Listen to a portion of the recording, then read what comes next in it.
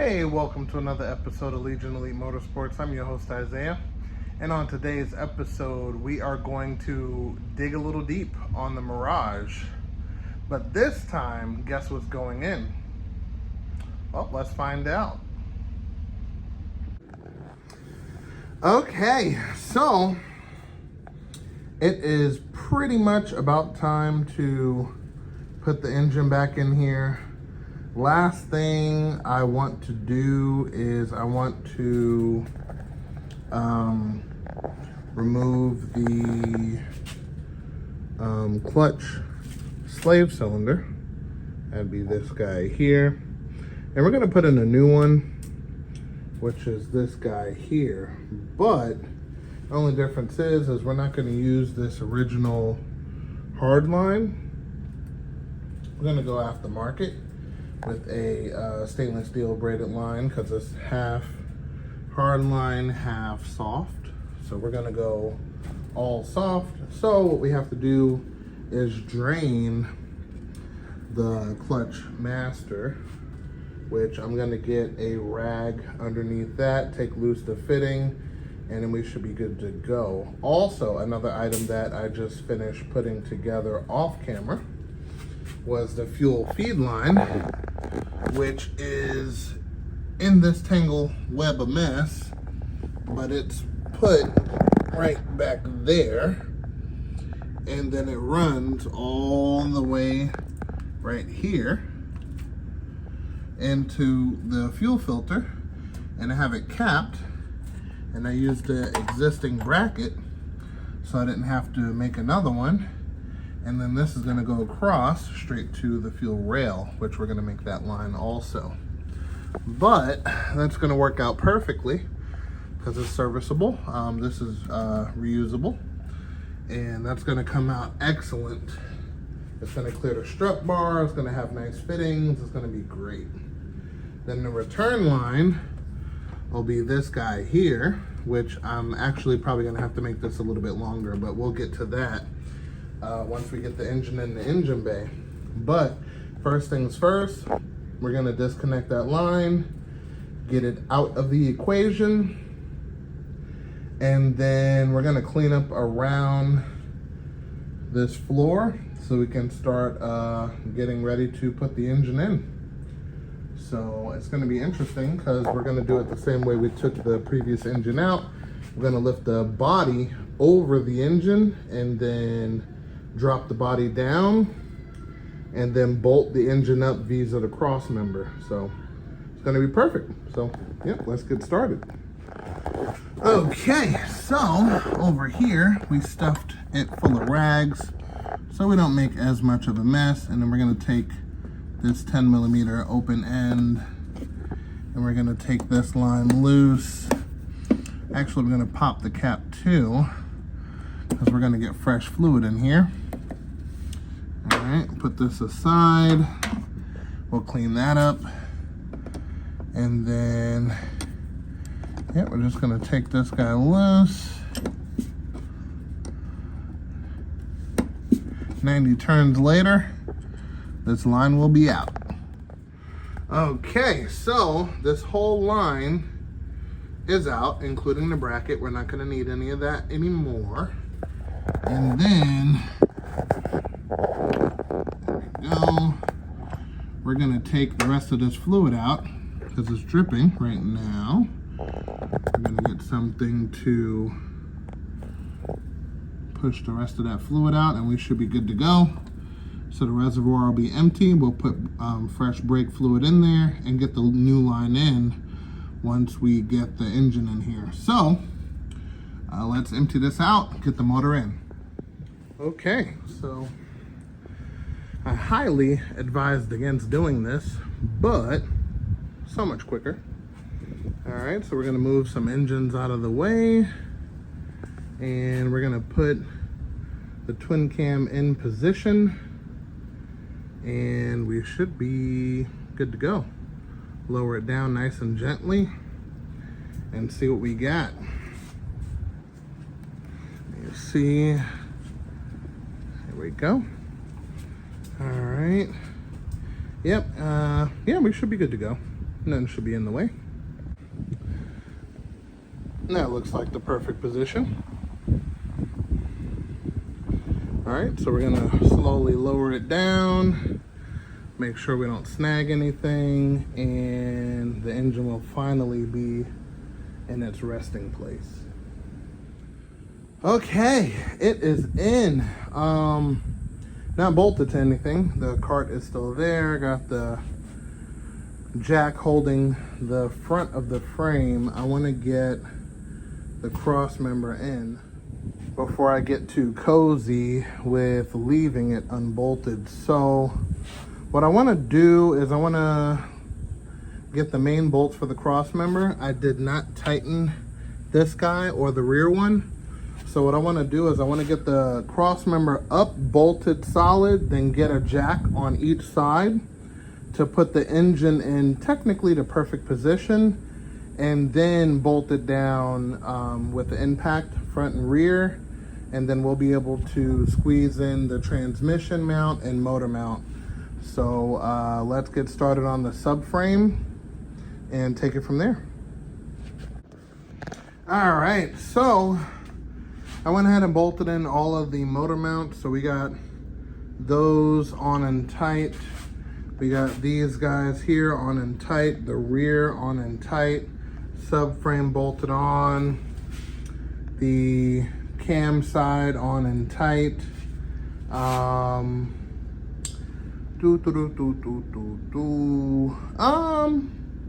Not too bad. I think there's a lot of little things from here that needs to be buttoned up, but in general, everything went together fairly easy. It's more so having to wiggle the engine around to get everything where it needs to be. But yeah, I think it's gonna be good where it sits. And yeah, we're gonna start buttoning some stuff up, of course, but yeah, she's looking good. She's looking good. But she is 100% bolted to the chassis. Now there's nothing underneath holding the engine in place except the motor mounts. So we got that all in and tight. So now we're gonna start doing tedious things. We could start from this side, button up the power steering pump, AC stuff, kind of plug that all in. And then, you know, take it from there.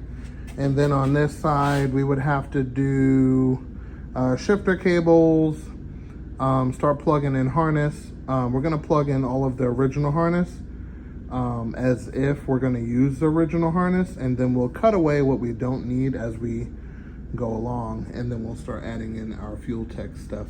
So, yeah, I'm gonna knock it out. But one of the things that I did plug in also is the heater core. So that's this line and this line here. I gotta get the little squeeze clamps on and tight, and we should be good to go. But in general, it's looking pretty good. Another item I have to plug in is this guy for the brake booster. Hold on, it might be something holding it, or I might be grabbing something. Oh, there we go. So we're gonna plug this guy into its factory position, and yep, just mainly buttoning everything back in. Shift selector differences. All right, so this painted one is from a newer year, and this one is from the older year. So there are some differences. Wider tunnel, narrow tunnel. So basically you have to get the shift selector that goes with your shift cables. So I have the older set, and it looks like I have to use this one, but because this one's so nasty, I'm gonna make this one work. So let me put this one back in, and let's see what we have to do to make it work. So it looks like these old school C-clips like these don't slide into these newer knuckles. the piece actually slides in by itself, and then you're going to have to make something to hold it down so it doesn't come up like this. So I'm going to simply tie this down with a zip tie, and I shouldn't have any problems. Should be simple. This modification here is needed because these rubber bushings like to give out, and next thing you know, boom, you pop your holster, so therefore you can't grab any gears. So you modify it like this and you don't have that problem anymore. So from here, I think I'm going to just zip tie these down so they don't slide up. I wouldn't imagine they'd slide up anyway because there's hoses holding them down, so to speak. But we're gonna go ahead and zip it down anyway, just to make sure. And we went ahead and put these in there so they don't pop out, top and bottom. And we're gonna feel how the shifter feels and take it from there. Okay, so we have the power steering on and tight. We have the AC line on and tight. Of course, I had to move this a little bit. I moved the dipstick from over in this area to over here, but should be okay for now. We'll see. Of course, once temperatures rise, might have to move it a little bit more. Or change this dipstick to a metal one, which I do have. In case, just remind me, because I do have a metal one for this car specifically. So changing the oil will become a task. And then, let's see, we plugged in the O2 sensor right down there. That's plugged in. We got the vacuum line over here. That's plugged in. We got the return line for the fuel. That's plugged in. We got the shift cables in and complete. We got the heater hose back here on and tight. We're gonna start doing the wiring, the original wiring, in just a minute. And let me see, I'm gonna show you guys this pretty cool hose for the slave cylinder from the master. So that's gonna be coming up soon. Let's see. So much to do, yeah, that's pretty much it for right now. So yep, let's keep going. Let's see what we can get. Okay, the clutch line is on. I do have to tighten it. It is still loosey-goosey, but the line, a little long, but not too bad, is the same color as the gold. So matching up there. And it comes with these fittings that go into each item. And then basically, yeah, you tighten it up. I put a little adhesive there just to make sure it doesn't leak or anything like that. Tighten it up so the fittings are tight. I just have to tighten the line and then we should be good to go. Clutch line will be complete. Just tuck this out of sight, out of mind, and then we'll be good to go. And moving on to the next. So far we got the throttle cable connected, a couple of other miscellaneous parts and pieces. We got the ground connected there. That's pretty much about it so far, but yeah, we're looking good. Gonna keep moving forward. Okay, so the clutch system is 100% bled.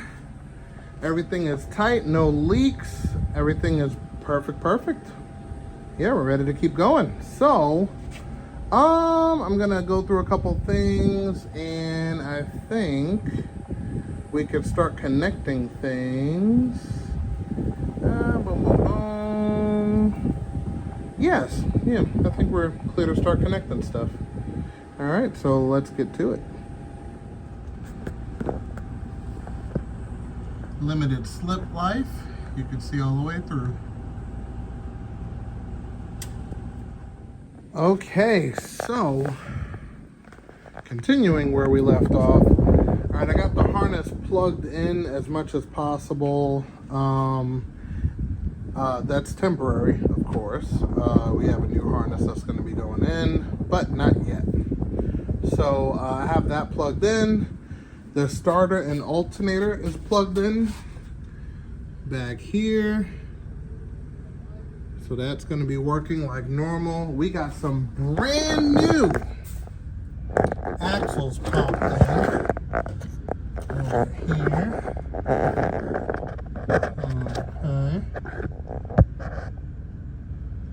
On both sides, of course. Brand new.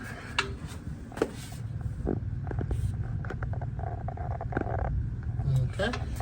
And then I got to get the brake lines in order, basically get them in their position. Next thing I have to do is the feed line, fill up the transmission with fluid, and then everything in the front. But we're not gonna take care of the front stuff just yet. We still have a couple of things we got to knock out back here. So the fluid in the transmission is going to be one of them. The feed line to the fuel rail, that's going to be the next. And I want to say that's it for the engine back area. I want to say. We got the strut bar going on up here. I do have to trim because it is touching right there. So, not too bad. Other than that, boom, boom, boom. Got the clutch bled. Everything is working perfect with that. Yeah, that's pretty much about it, I want to say. Yeah.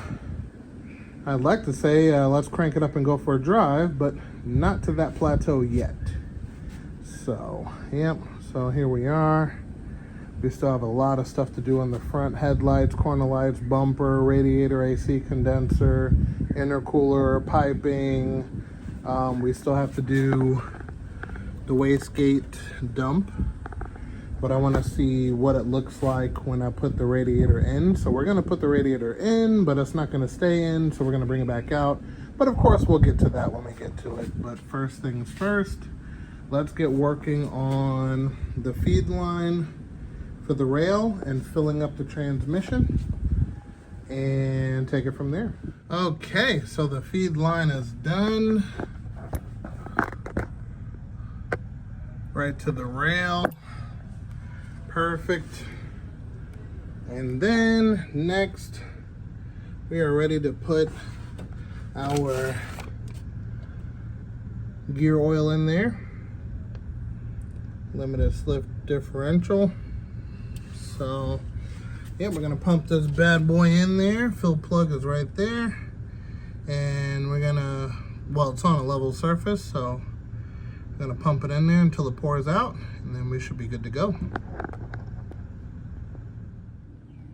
All right, fill it up till it starts dribbling out and lock it up so the transmission is 100% full and ready to rock and roll. And with that being said, I hope you guys are excited as I am. The fact that this engine's been taking upwards of almost 3 years to actually put in, all because I wanted everything to be perfect. So now that I had everything kind of set up and she's in, now time to get it running. So definitely join me for the next episode to see where this car leads and what else it's going to need to get running. So with that being said, guys, I will see you next time. If you like what you see, definitely consider subscribing, hitting that bell icon for updated notifications, and I will see you guys next time.